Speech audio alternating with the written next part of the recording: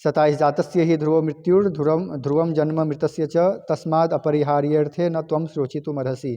जिसने जन्म लिया है उसकी मृत्यु निश्चित है और मृत्यु के पश्चात पुनर्जन्म भी निश्चित है, अतः अपने अपरिहार्य कर्तव्य पालन में तुम्हें शोक नहीं करना चाहिए। तात्पर्य इसका पढ़ेंगे। मनुष्य को अपने कर्मों के अनुसार जन्म ग्रहण करना होता है और एक कर्म अवधि समाप्त होने पर उसे मरना होता है, जिससे कि वह दूसरा जन्म ले सके। इस प्रकार मुक्ति प्राप्त किए बिना ही जन्म मृत्यु का यह चक्र चलता रहता है। जन्म मरण के इस चक्र से वृथा हत्या, वध तथा युद्ध का समर्थन नहीं होता, किंतु मानव समाज में शांति तथा व्यवस्था बनाए रखने के लिए हिंसा तथा युद्ध अपरिहार्य है। जो मैंने अभी बोला था शुरू में कि अननेसेसरी मर्डर और क्राइम को सपोर्ट नहीं किया जा रहा है, लेकिन मानव समाज में शांति बनाए रखने के लिए हिंसा अपरिहार्य है, मतलब इनएविटेबल है, करना ही पड़ेगा। कैसी हिंसा? थार लेकर फुटपाथ पे चढ़ा देते हैं, मतलब अधर्मियों को मारना है ना। एग्जैक्टली जो भी पापी अधर्मी। आप कुछ कह रही थी माता जी?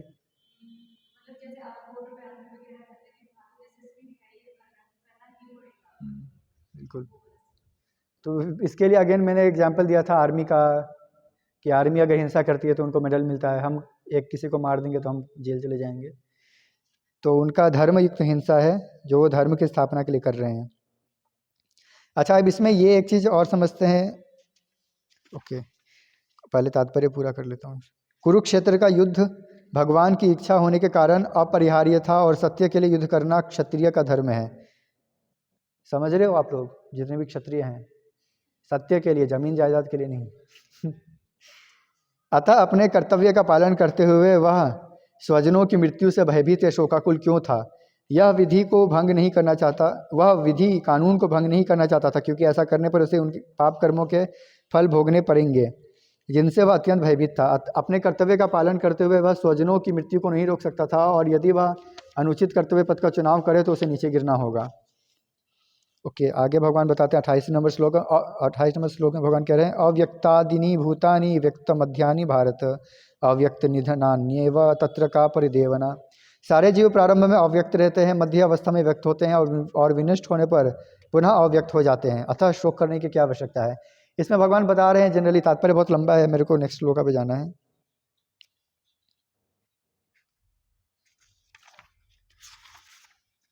लेकिन प्रभुपाद का तात्पर्य इसलिए मैं स्किप नहीं करना चाहता हूँ, पढ़ लेता हूँ फटाफट। यह स्वीकार करते हुए कि दो प्रकार के दार्शनिक हैं, एक तो वे जो आत्मा के अस्तित्व को मानते हैं और दूसरे वे जो आत्मा के अस्तित्व को नहीं मानते हैं। कहा जा सकता है कि किसी भी दशा में शोक करने का कोई कारण नहीं है। आत्मा के अस्तित्व को न मानने वाले को वेदांतवादी नास्तिक कहते हैं। यदि हम तर्क के लिए इसमें वेदांतवादी और नास्तिक दो टर्म प्रभुपाद ने साथ में यूज किया है। वेदांतवादी नास्तिक कैसे हो सकते हैं? वेदांतवादी मतलब व्हाट इज वेदांत? वेदांत सूत्र क्या है? वेदांत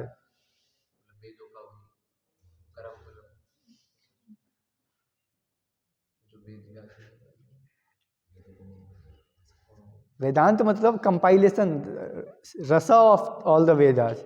व्हाट इज दैट? अथा तो ब्रह्म जिज्ञासा शुरू होता है 1 नंबर ब्रह्म सूत्र।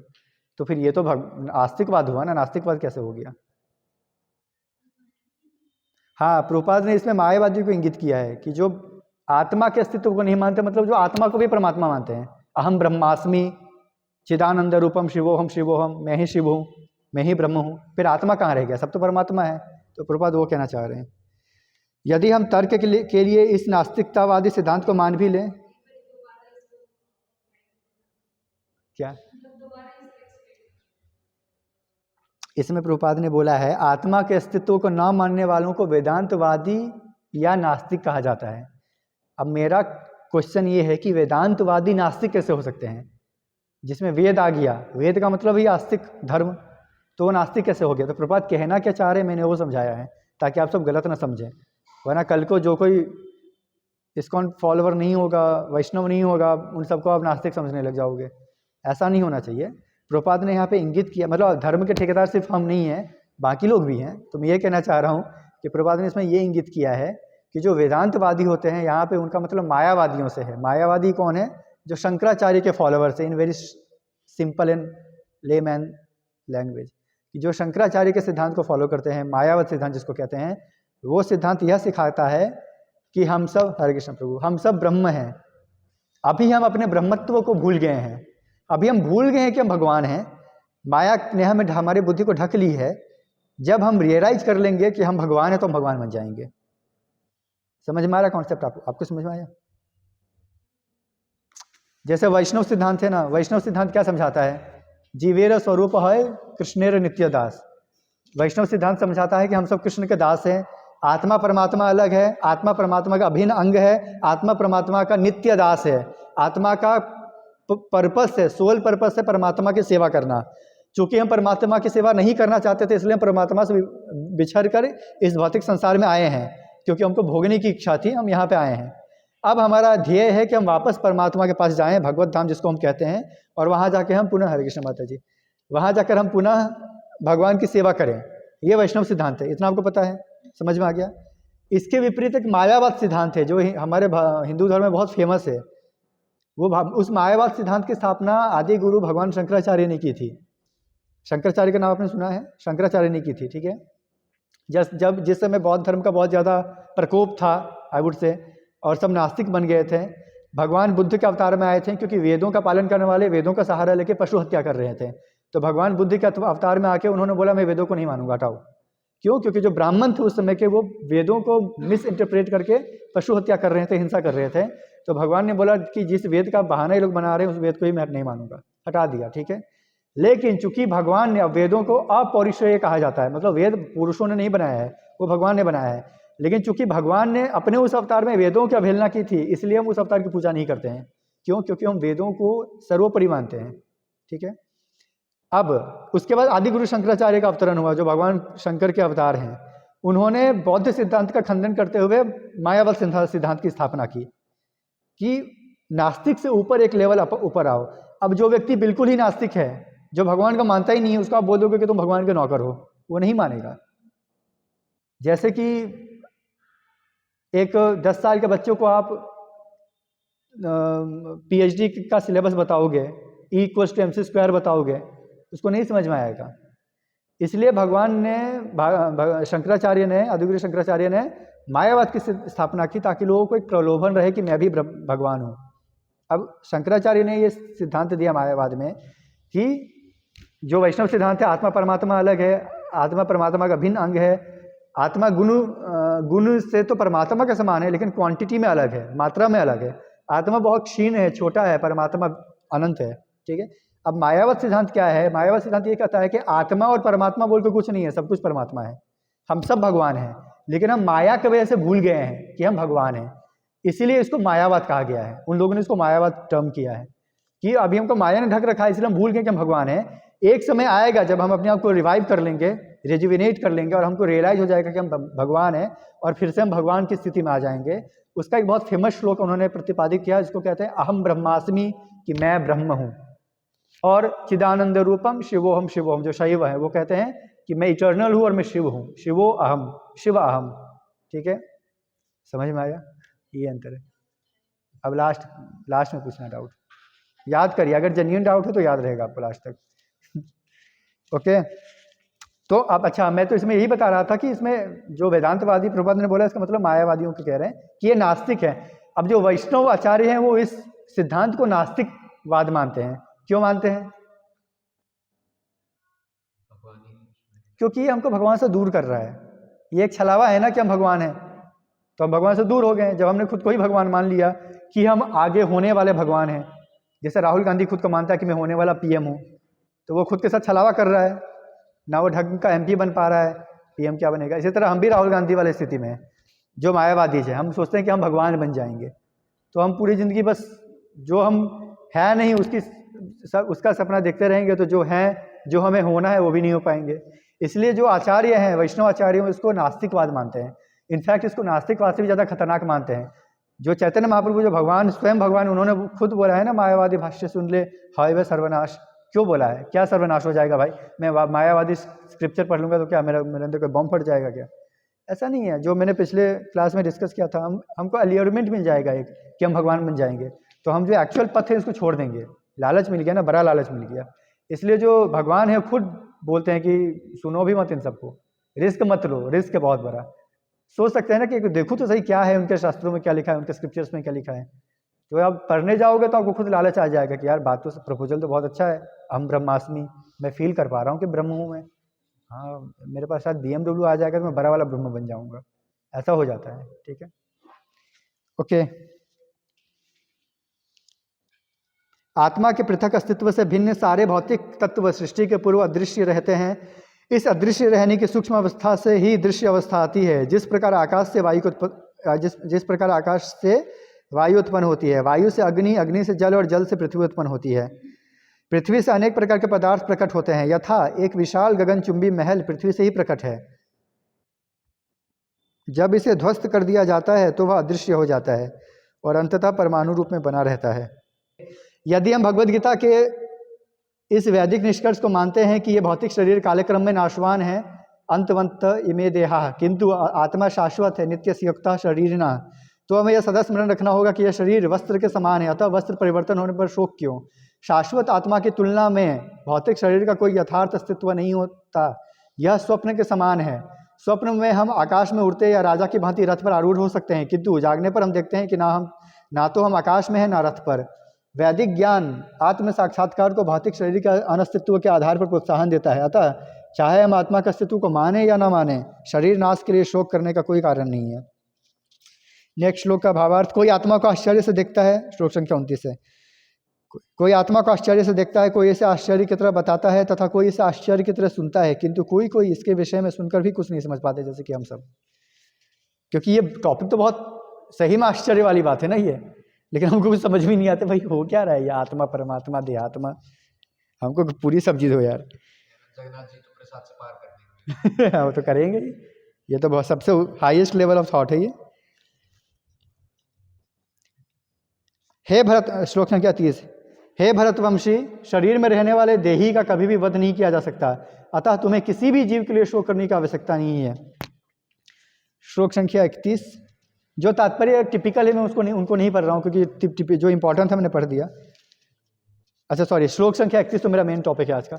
तो अभी तक जो हमने डिस्कस किया उसमें एक सार तत्व निकल के बाहर आता है, वो क्या है कि ये हम शरीर नहीं, हम आत्मा है, ठीक है, और हमारा संबंध परमात्मा भगवान श्री कृष्ण से है, ठीक है, और हमारे जितने भी सगे संबंधी हैं वो सब हमारे अपने नहीं हैं, ठीक है, सब कंफर्म एकदम कन्विंस हो गए आप लोग।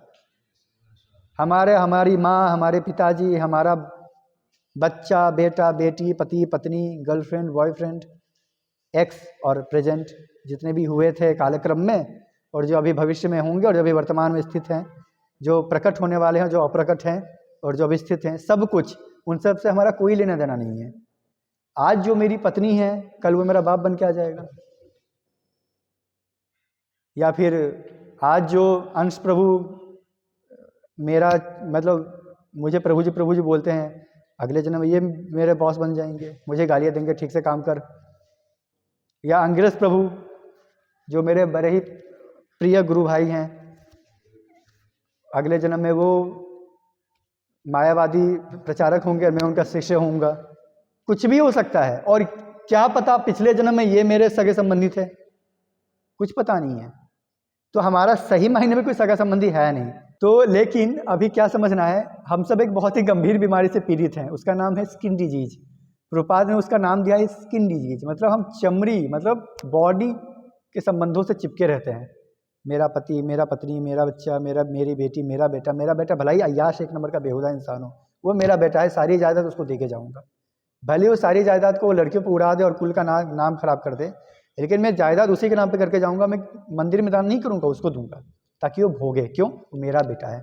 वो बेटा भले ही बूढ़ा भाई मुझे लात मार के निकाल दे, मैं वृद्धाश्रम में पड़ा रहूंगा, लेकिन फिर भी मैं उसके लिए बहुत प्रेम रखूंगा, और मरने से पहले अपना विल उसके नाम पे करके जाऊंगा, है ना। पहले ऐसे ही होता था ना, बेटी कितनी भी अच्छी हो, जायदाद बेटों के नाम पे ही करके जाते थे माता पिता। क्यों? पुत्र से प्रेम होता था। क्यों भाई? पुत्री से प्रेम क्यों नहीं है? संबंधी तो वो भी सेम इक्वल ही है ना, क्योंकि उम्मीद जिसकी सिर्फ बेटी होती थी ना, वो बेटी को मरी लिखवाने का होता था, ताकि बेटी के उसके बाद में बेटी आगे न चला सके, उसके भाई के बच्चों को इस लेवल तक का मैंने तो पहली बार सुना है। जबकि अगर हम शास्त्रों को पढ़ते तो इस शास्त्र में कहीं बेटा बेटी वर्ड आता है कहीं? हाँ, पुत्र वर्ड आता है, पुत्र वर्ड आता है क्योंकि पुत्र वर्ड की महत्व है, का महत्व बताया गया है, क्योंकि बोला जाता है कि पुत्र ही है जो पिंडदान करने का अधिकारी है। ये तो सामाजिक सिस्टम है कि बेटी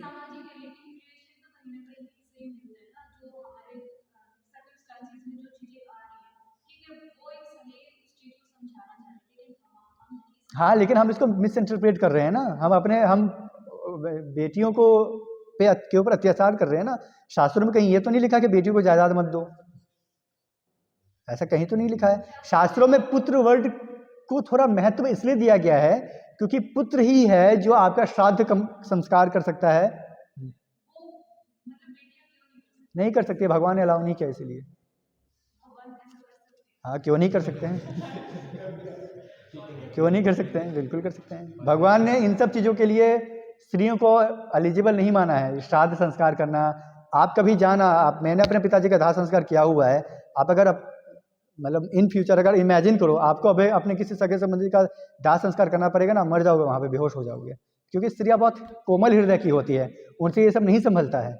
मैंने बहुत न्यूज़ सुने हैं कि किसी स्त्री ने प्रेम में धोखा खा के आत्महत्या कर लिया, या पुत्र मर गया तो उसने आत्महत्या कर लिया। मैंने किसी पुरुष के लिए ऐसा नहीं सुना है कि उसका बेटा या बाप मर गया तो उसने आत्महत्या कर लिया हो। जो पुरुष होते हैं वो बहुत स्ट्रांग होते हैं, परिवार में सब रोता है तो पुरुष ही उसको संभालता है। मेरी माँ जब रो रही तो मैं उनको संभाल रहा था, मैं छाती पीट पीट के नहीं रो रहा था। समझ रही, हम बायोलॉजिकली हम ऐसे हैं। इसलिए शास्त्रों ने दाह संस्कार का अधिकार स्त्रियों को नहीं दिया है, इसलिए नहीं दिया कि वो छोटे या गिरे हुए। अगर ऐसा होता तो भगवान उनको भगवत धाम आने का भी अधिकार नहीं देते। भगवान ये बोलते कि नहीं स्त्रियाँ नहीं आएंगी मेरे पास, सिर्फ पुरुष आएंगे। भगवान तो यहाँ आत्मा की बात कर रहे हैं, आत्मा को कोई लिंग नहीं होता है। आत्मा सब कुछ तो प्रकृति है, हम सब प्रकृति हैं। We are all female counterparts of Krishna, और पुरुष केवल कृष्ण है और हम सब प्रकृति हैं। समझ रहे हो आप बात? ये जो दाह संस्कार, पिंडदान, ये सब बहुत स्ट्रॉन्ग सेंटिमेंटल चीज़ें हैं, इसको स्त्रियाँ कर भी नहीं सकती हैं। कंधे पे लेके किसी के लाश को जाओगे, खत्म हो जाओगे माता जी, समझो, बहुत पीड़ादायक होता है वो। इसी कारण से स्त्रियों को यह अधिकार नहीं दिया गया है। इसका मतलब ये नहीं कि उनको वो कर नहीं सकती हैं। समझ रहे हो, हमारे यहाँ कितने कई छत्रानी थी, लड़ने के लिए दशरथ के साथ जाती थी। क्यों भाई, लड़ने जा सकती है तो क्या लाश लेके नहीं जा सकती है? तो वही समझो ना, नहीं जा सकती है। नहीं जा सकती है। खैर, बहुत चीज़ें हैं, तो इसमें ये नहीं है कि उनको गलत बताया गया है, ठीक है। अगर गलत बताया गया होता तो जो अभी अंग्रेज प्रभु ने बोला है वो भी इसमें लिखा होता कि उसको संपत्ति नहीं मिलना चाहिए वगैरह वगैरह, ठीक है। एनीवे, तो मेरे कहने का मेरा पॉइंट ये था कि हम सब स्किन डिजीज से पीड़ित हैं। हम अपनों को, मतलब जो हमारे इस शरीर से जुड़े हुए हैं उनसे हम बहुत प्रेम करते हैं, और बाकी जो हमारे शरीर से जुड़े हुए नहीं हैं वो भले ही कितने भी योग्य हों, हमारे लिए हमको उनके प्रति उतना प्रेम नहीं रहता है। थोड़ा बहुत रहता है लेकिन उतना नहीं रहता है, ठीक है। तो अब इसके उदाहरण हमको हमारे कालांतर में जितने भी बड़े कारनामे हुए हैं उस सब के पीछे स्किन डिजीज एक कारण था। चाहे वो महाभारत का युद्ध हो, क्यों हुआ था? धृतराष्ट्र का अपने पुत्र से अतिशयोक्त मोह था, बहुत ज़्यादा मोह था, बेवजह का मोह था। पुत्र एक नंबर का गलीच आदमी, कोई उसके अंदर गुण नहीं है, लेकिन चूंकि मेरा बेटा है, कभी उसको आंख से देखा भी नहीं है, फिर भी मेरा बेटा है। तो तुम्हारे बेटे ने सबके सभा में एक स्त्री को नग्न करने का आदेश सुना दिया, मेरा बेटा है। जबकि वेदों का आदेश है कि अगर कोई स्त्री का अपमान करे तो उसको वहीं पे उसका सिर धड़ से अलग कर देना चाहिए। लेकिन कोई पुरुष का अपमान करे तो ऐसा नहीं करना चाहिए, फिर तो पुरुष के साथ भेदभाव है। अब बताओ ऐसा क्यों? पुरुष को कोई नग्न भी कर देगा तो वो ऐसे ही नागा बाबा बन के घूमता है, उसको क्या फर्क पड़ेगा? स्त्रियों का बहुत अलग लेवल पे सम्मान है, और वो सम्मान केवल और केवल हिंदू धर्म में है। मैंने ऑलमोस्ट सारे धर्मों को पढ़ा हुआ है अच्छे से, जितना मेरे को जानना था। तो जो महाभारत का युद्ध हुआ था वो भी इसी वजह से हुआ था, और जो रामायण में रावण और राम का युद्ध क्यों करना पड़ा? क्योंकि कैकेयी को स्किन डिजीज हो गया। उसको अपने पुत्र से अचानक से मोह आ गया। मोह किसी और ने इग्नाइट किया था। कौन थी वो? मंथरा ने इग्नाइट किया था। कैकेयी तो शुरू में उतना, कैकेयी राम से इक्वली प्यार करती थी, भरत के और राम से इक्वली प्यार करती थी, लेकिन वो इग्नाइट किया मंथरा ने ताकि आगे लीला हो, रामायण हो पाए पूरी। तो वो अचानक उनको स्किन डिजीज याद आ गया, अरे भरत तो मेरा बेटा है, भूल ही गई थी। तो उन्होंने सारा प्रपंच किया, और जो नहीं होना चाहिए तो वो भी हुआ। और क्या क्या कांड हुआ है हमारे यहाँ। और जो भी है, अभी भी अगर आप देखो तो हमारे देश में अभी भी जो डेमोक्रेसी है उसमें स्किन डिजीज ही चल रहा है। पार्टियां जो परम वंशवाद करती हैं, जैसे ये राहुल गांधी है, क्या है लल्लू आदमी, उसको पीएम बनाना क्यों, मेरा बेटा है, स्किन डिजीज, तो स्किन डिजीज हर जगह है, हम सबके अंदर भी है, हम मजाक उड़ाते हैं लेकिन है। लेकिन हमको प्रैक्टिस करना चाहिए कि जैसे कि मेरा पर्सनल, मेरे मन में शुरू से ही ये बात रहा है कि अगर मेरा बेटा नालायक, मेरा औलाद नालायक होगा ना, मैं उसको एक फूटी कौड़ी नहीं दूंगा, लात मार के निकाल दूंगा, मैं सारा पैसा मंदिर में दान दे कर दूंगा, मैं गौरांग गुरु को दे आऊँगा पर्सनली कैश निकाल के, मैं अपने औलाद को नहीं दूंगा अगर नालायक होगा तो। नहीं ऐसा नहीं, तो ये मैंने पहले से ही सोच कर रखा है। तो हम सबको प्रैक्टिस करना चाहिए कि या तो अपने पुत्रों या पुत्री को आप योग्य बनाओ। पहली बात तो आप, ये आपकी इनकेपेबिलिटी है अगर आप उनको योग्य नहीं बना पा रहे हो तो। आप खुद अयोग्य हो इसलिए आपका औलाद भी अयोग्य ही रह जाएगा। और अगर योग्य, अब आपने पूरा प्रयास किया फिर भी अगर वो भक्त नहीं बन पाया अपने पूर्व जन्म के कर्म और संस्कारों के आधार पे, और कोई ज़्यादा ही नालायक है, तो उसको और नालायक बनने के लिए पैसे मत दो, फ्यूल मत दो उसको कि और नालायक बन जाए, फिर उस पर शासन करो, उसको भगाओ वहाँ से, भाई तू जा खुद कमा जो मर्जी कर, मैं आपका हेल्प, मैं आपके पाप में मैं अपना दान क्यों दूँ। मतलब आपके पैसे से अगर आपका बच्चा कुछ गलत कर रहा है तो उसमें आपका भी कर्म बन रहा है ना, तो आप क्यों, एक तो आप उसको उकसा रहे हो, अगर गाड़ी में फ्यूल नहीं होगा तो गाड़ी नहीं चलेगा, अगर उसके पास कुछ करने के लिए ईंधन नहीं होगा, ईंधन, तो कुछ कर नहीं पाएगा गलत। तो ये this is the thing, skin disease. Okay okay, now the shloka I wanted to discuss today, श्लोक संख्या 31।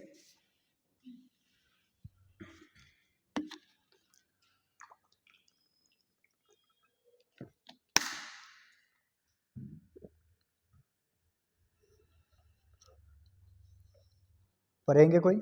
सही सही, समीर प्रभु ट्राई करो। 31, स्वधर्ममपि। स्वधर्ममपि चावश्यक्य नाविकमितुमर्हसि धर्मविरधि युद्ध च। स्वधर्ममपि चावेक्ष्य नाविकम्पितुमर्हसि धर्मयाद्धि युध्याच्छ्रेयोन् यक्षत्रियः यस्य न विद्यते। स्वधर्मम, अपने धर्म को, अपि भी, च निसंदेह, अवेक्ष्य विचार करके, ना कभी नहीं, विकम्पितुम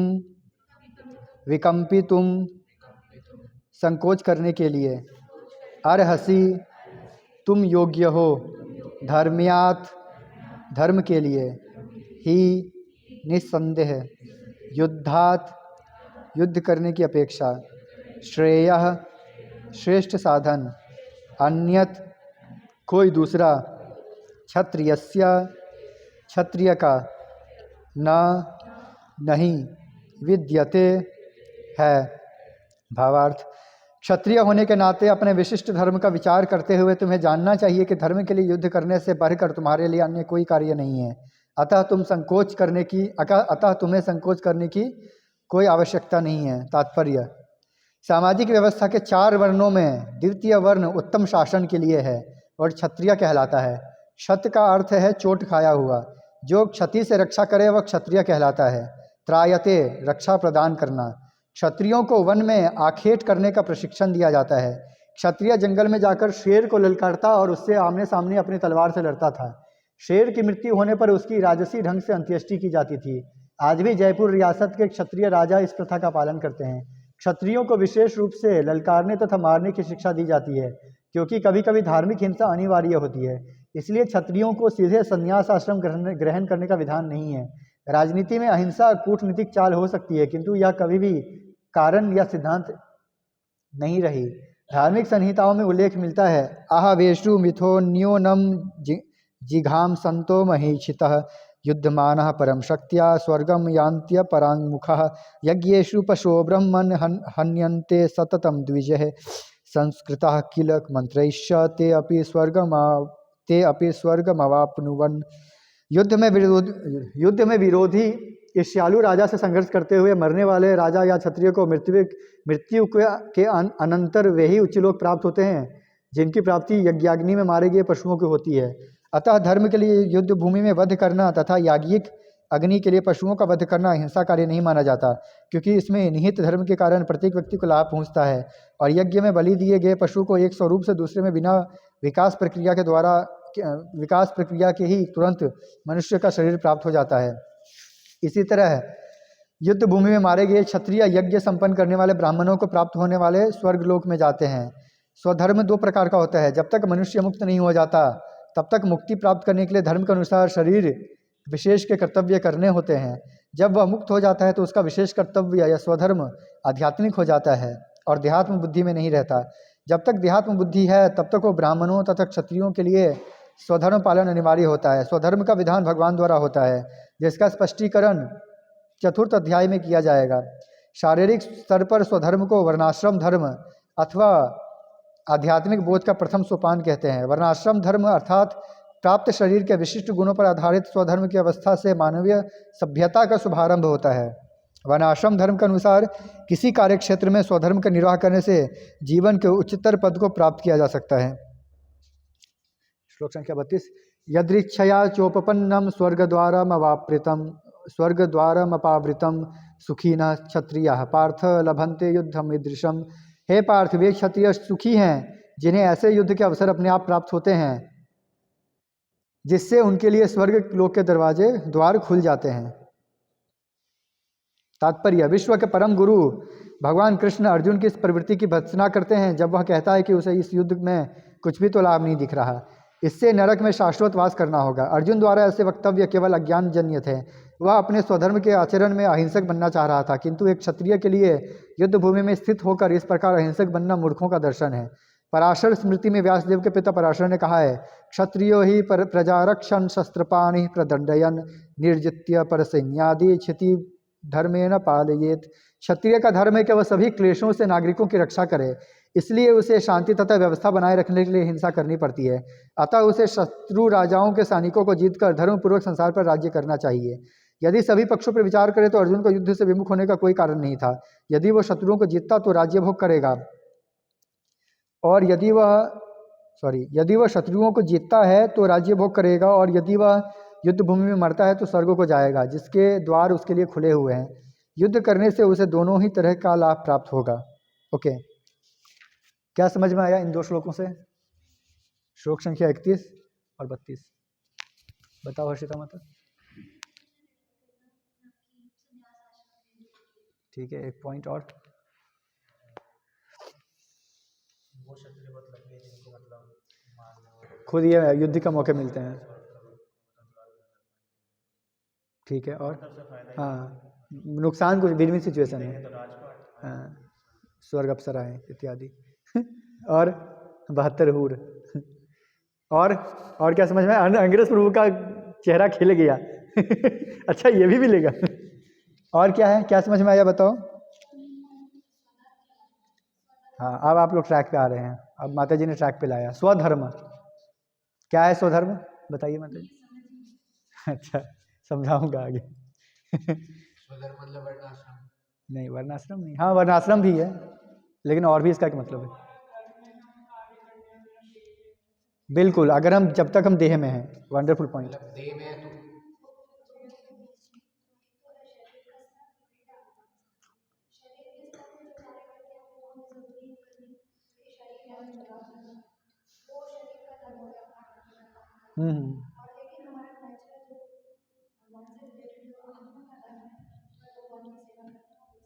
बिल्कुल। इसमें फिर ये भी कहा गया है कि जैसे जो क्षत्रिय होता है जो युद्ध में मारे जाते हैं, मारते हैं, उनको वही फल मिलता है जो ब्राह्मणों को यज्ञ करने के लिए मिलता है। और आप बताओ प्रभु, कुछ समझ में आया? बताइए कुछ पॉइंट। करण प्रभु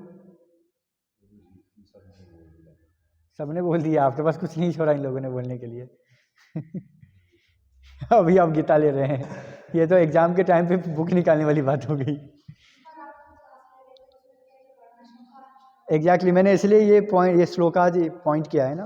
हाँ, बताइए ना माता जी, आज आप कुछ बोल नहीं रही हैं। फिर से आप भूल गए अपने संवैधानिक स्थिति को क्या परमहंस है। बताइए विधि माता। जैसे कि क्षत्रिय है तो कभी भी अपने बारे में सोचना चाहिए और पूरा धर्म के बारे में उसके लिए करनी लड़ाई। बिल्कुल वंडरफुल पॉइंट। क्षत्रिय को अपने हित के लिए नहीं, दूसरों के लिए, दूसरों का सुख कैसे बना रहे हैं उसके लिए सोचना। ठीक है, इसमें यह समझ में आता है कि इसमें 2 पॉइंट निकल के आते हैं। पहला तो स्वधर्म, दूसरा वर्णाश्रम। स्वधर्म से मतलब है जो स्वधर्म 2 प्रकार के होते हैं, एक शरीर का धर्म, एक आत्मा का धर्म। शरीर का धर्म तब तक ही है जब तक हम शरीर के लेवल पे स्थित हैं, देहात्म में स्थित हैं। इसमें जैसे क्वेश्चन उठता है कि जैसे पिछले क्लास में अर्षिता माता ने पूछा था कि जो पिंडदान होता है वो सन्यासियों को करने की जरूरत क्या है फिर। लाइक उन्होंने बोला था ऐसा कि ये भी एक पॉइंट हो सकता है। सर्वधर्मान परित्यज्य वाला श्लोक इन्होंने कोट किया था। तो शरीर का धर्म है कि शरीर से जुड़े हुए सभी प्रकार के कर्तव्यों की पूर्ति करना, पालन करना, और शरीर से जुड़े हुए सभी लोगों के अन्य चीज़ों का ध्यान रखना, ये शरीर का धर्म है। लेकिन ये धर्म तब तक ही मैंडेटरी, अनिवार्य, अपरिहार्य रहता है जब तक हम शरीर के लेवल पे स्थित हैं। जब हम शरीर के लेवल को छोड़ देते, मतलब मरते वैसा नहीं, जब हम शुद्ध भक्त बन जाते हैं, भगवान के परफेक्ट चेले दास बन जाते हैं, तब हम शरीर के लेवल के ऊपर चले जाते हैं। जैसे कि प्रभुपाद हैं और सारे वैष्णवाचार्य हैं, उनको फ़र्क नहीं पड़ता वो कितना घंटा सो रहे हैं,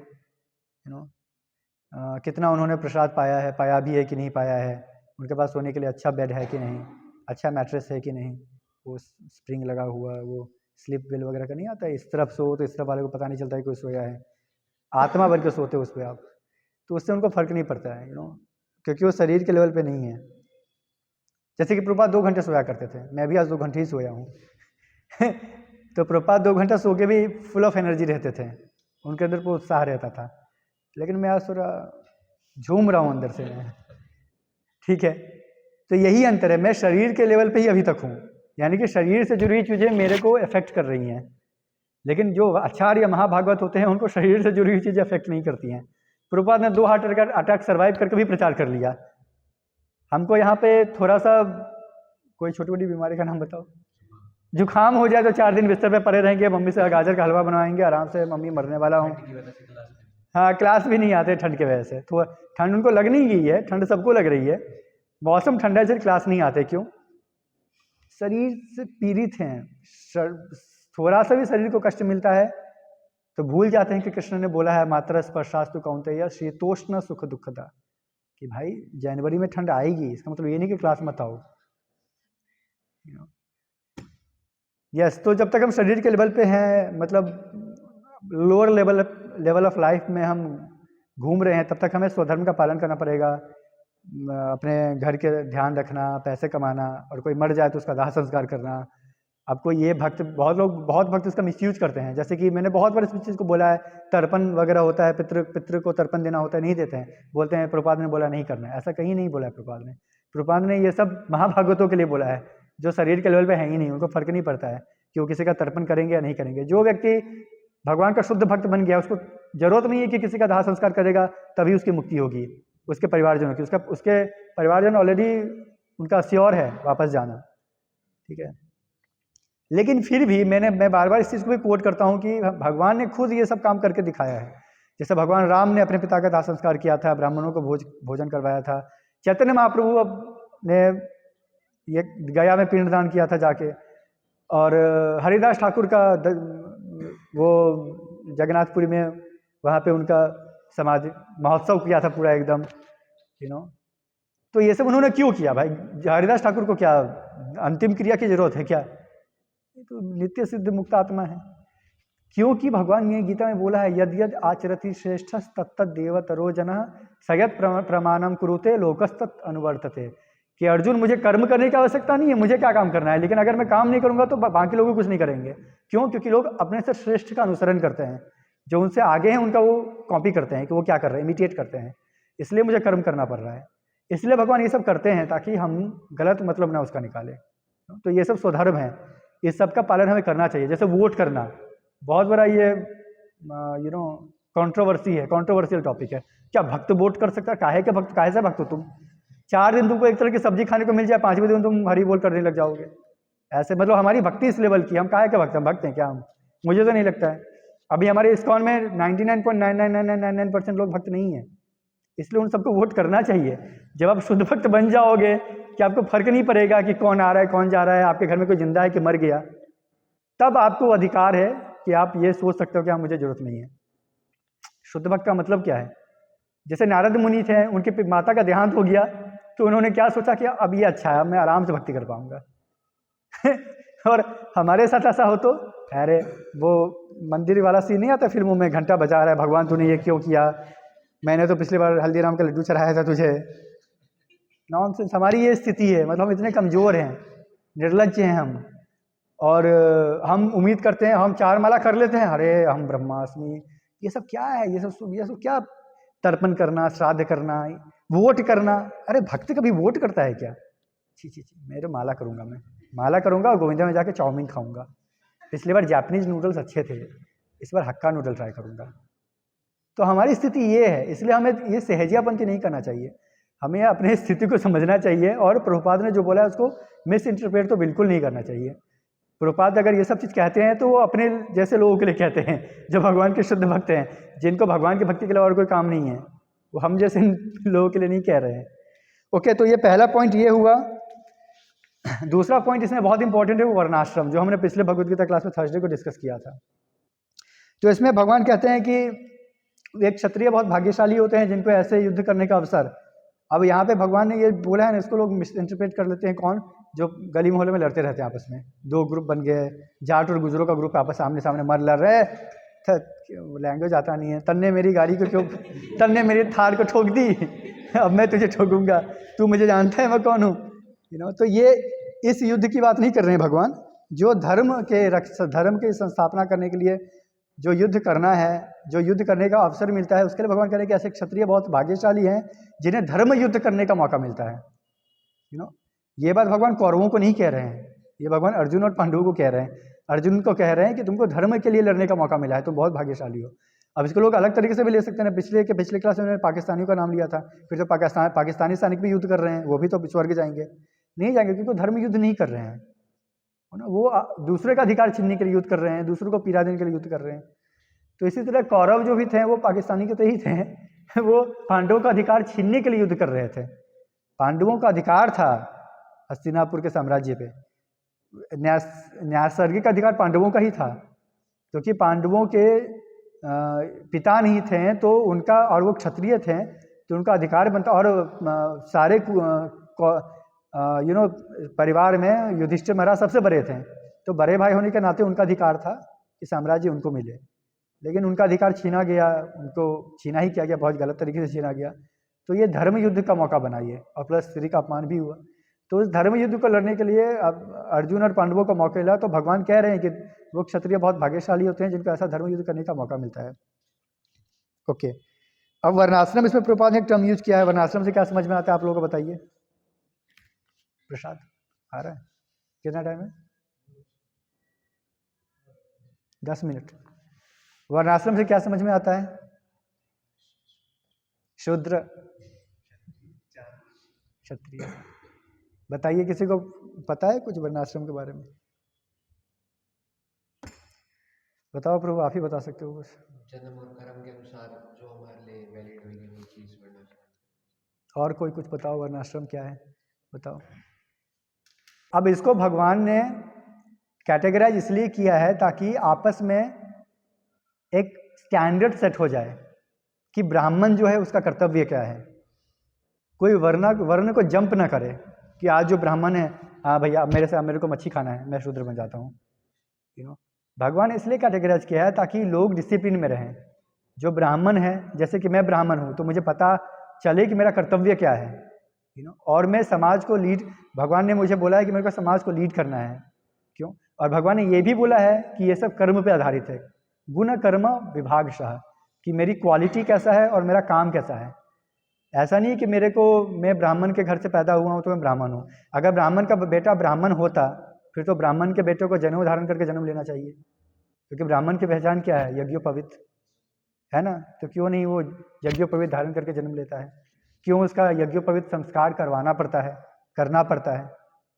क्यों करना पड़ता है? उसको ब्राह्मण बनाया जा रहा है, उसको टैग दिया जा रहा है कि अब से तुम ब्राह्मण हो, तभी तो उसका यज्ञोपवीत संस्कार हो रहा है।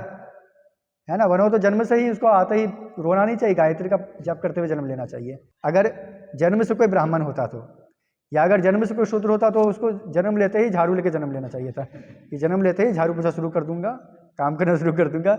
या फिर जो बनिया है उसको जन्म लेते ही तराजू लेके जन्म लेना चाहिए था कि 1 किलो चावल 1 किलो आटा, जो वैश्य है। और जो क्षत्रिय है उसको बम लेके जन्म लेना चाहिए।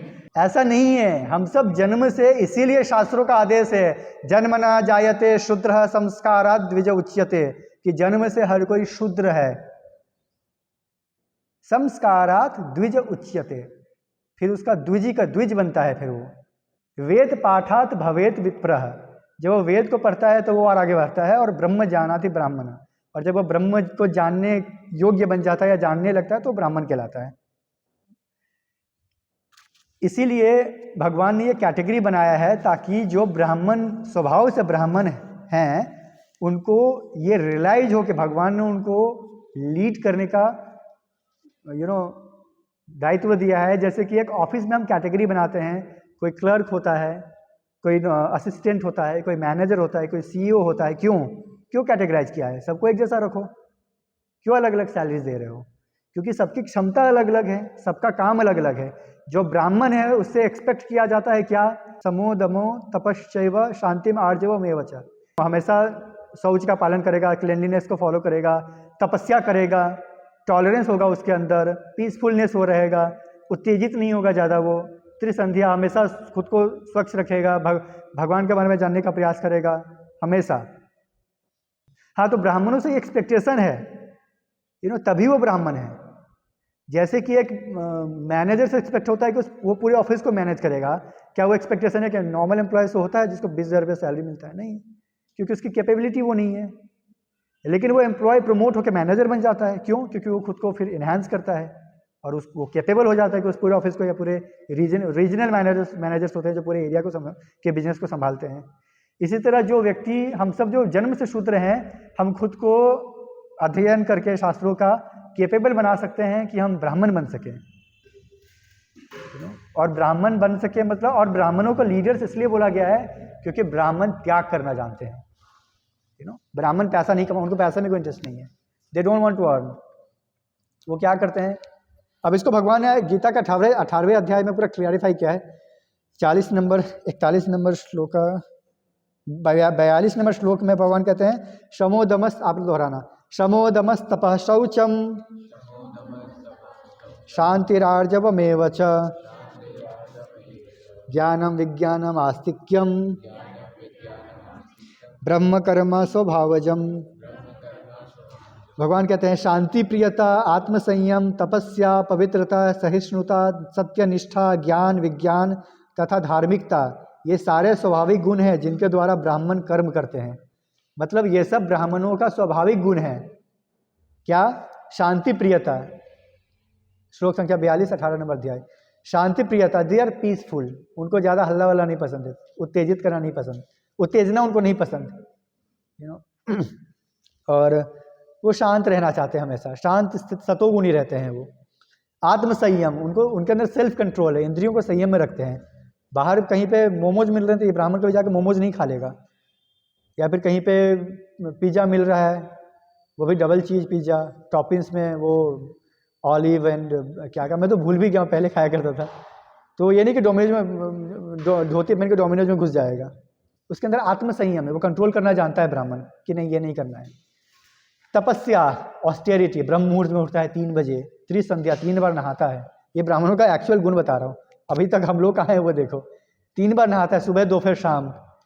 त्रिसंध्या करता है, मतलब उसमें आता है ना, गुरुवाष्टक में भी आता है ना त्रिसंध्यम, कि गुरु को 3 बार पढ़। तो त्रिसंध्या जो कॉन्सेप्ट है हमारे धर्म का मूल आधार है ब्राह्मणों का, कि वो 3 बार भगवान की आराधना करते हैं, मतलब प्रॉपर फॉलो, माला नहीं, प्रॉपर जो अर्च विग्रह की सेवा होती है।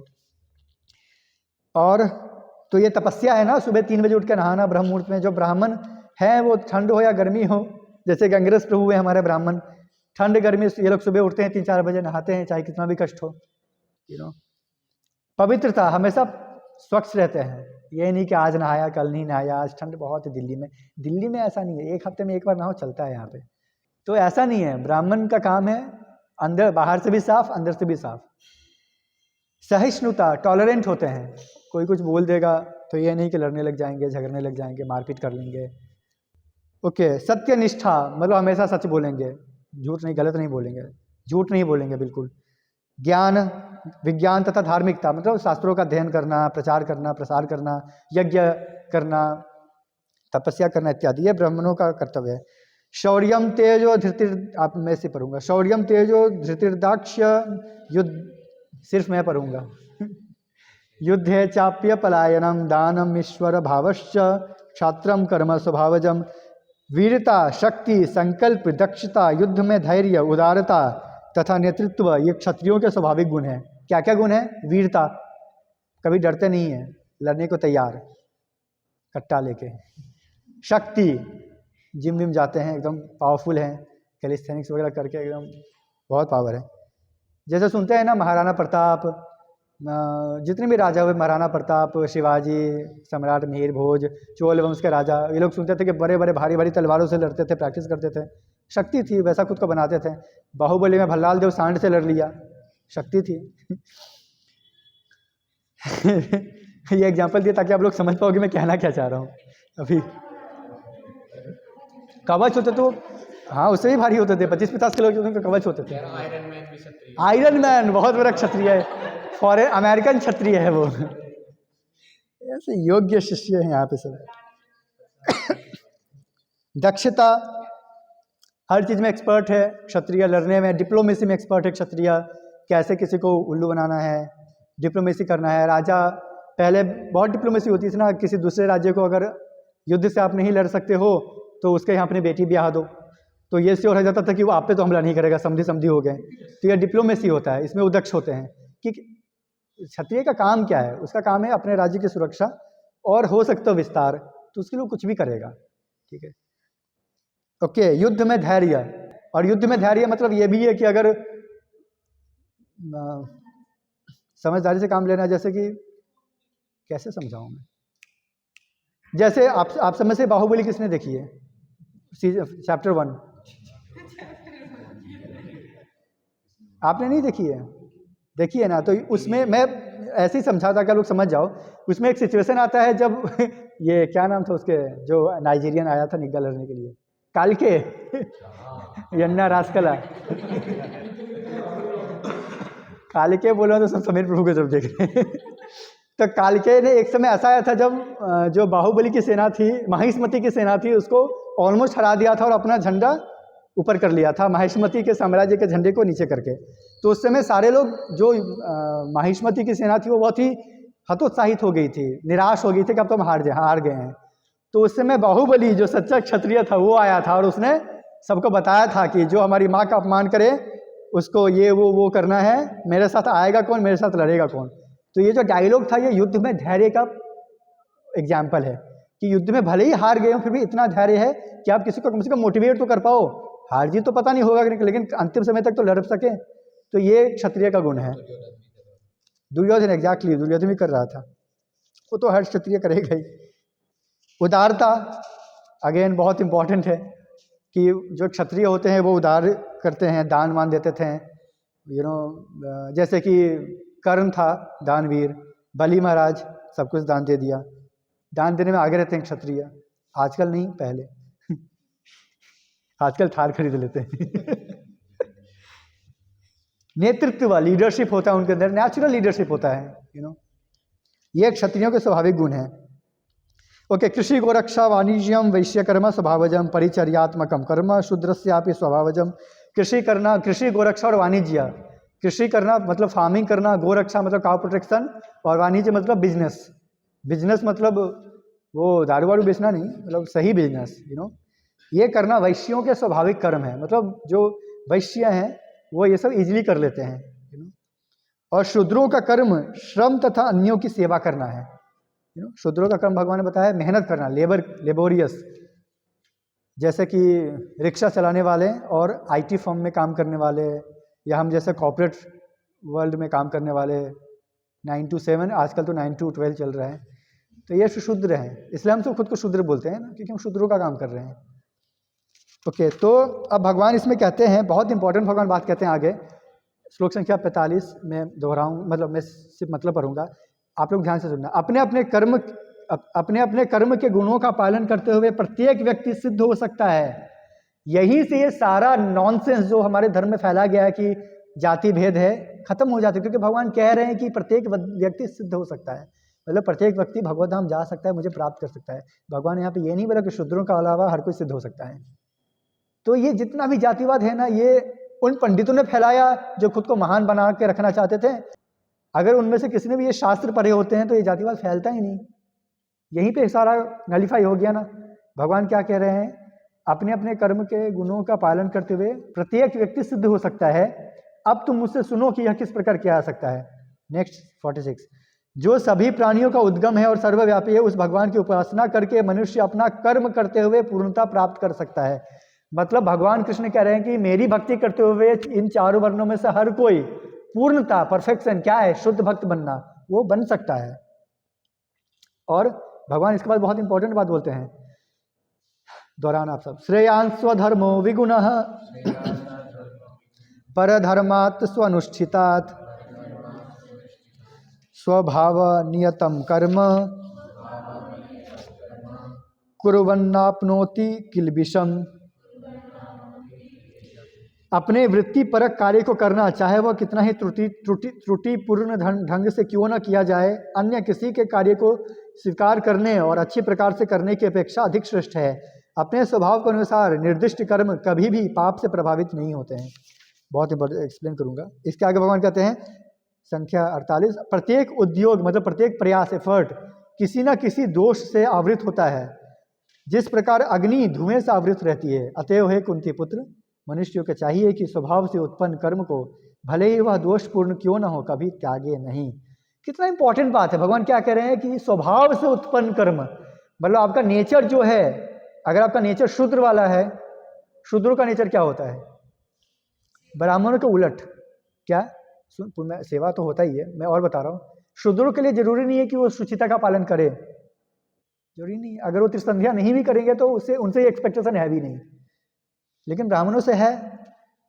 एक कहीं पे एग्जाम्पल आता है कि ब्राह्मण अगर ये काम, एक उसका मतलब ये है कि कोई पाप अगर ब्राह्मण अगर शूद्र 3 बार करे तो भी उसको कोई उसका बुरा फल नहीं मिलेगा, लेकिन अगर ब्राह्मण एक बार भी कर दे तो उसको नरक मिलेगा। क्यों? क्योंकि ब्राह्मणों से एक्सपेक्टेशन है कि वो पाप नहीं करेंगे, उनकी बुद्धि तीक्ष्ण है, वो धर्म जानते हैं, अध्यात्म जानते हैं, उनसे एक्सपेक्टेशन नहीं है कि वो घर में 10 बजे तक सोए रहेंगे।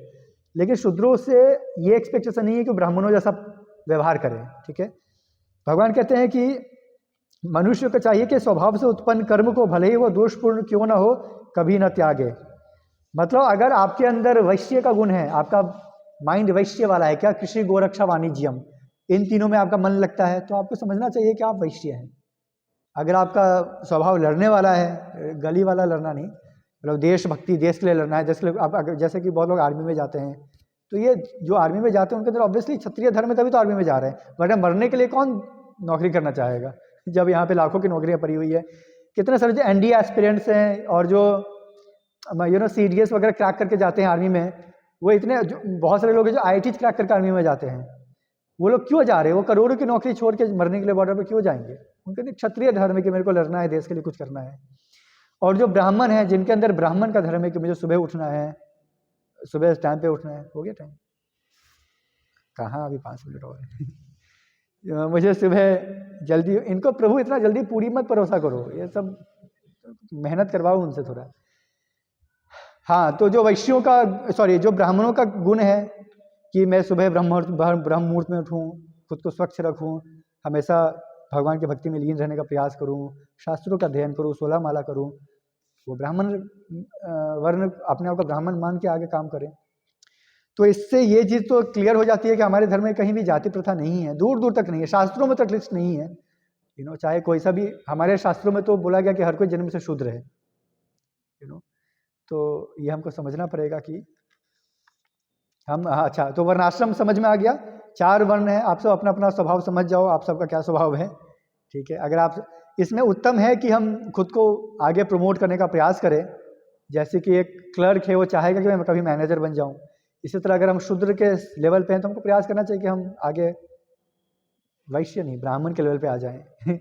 बिजनेस करके क्या फ़ायदा है, सीधे भक्ति करो। और अगर और प्रयास करते रहना चाहिए, और अगर नहीं कर पा रहे हैं तो कोई बात नहीं है, जिस स्थिति में हो उसी स्थिति में हमें भक्ति करना चाहिए, क्योंकि एटलीस्ट हम सब वैष्णव तो हैं, और वैष्णव सभी वर्णों के ऊपर होता है अगर वो सच्चा वैष्णव है तो। ठीक है, ओके, तो आज के लिए इतना ही। अब हम सब माला करेंगे।